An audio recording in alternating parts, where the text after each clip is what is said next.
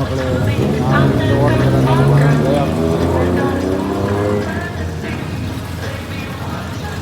Tallest building in Bangkok.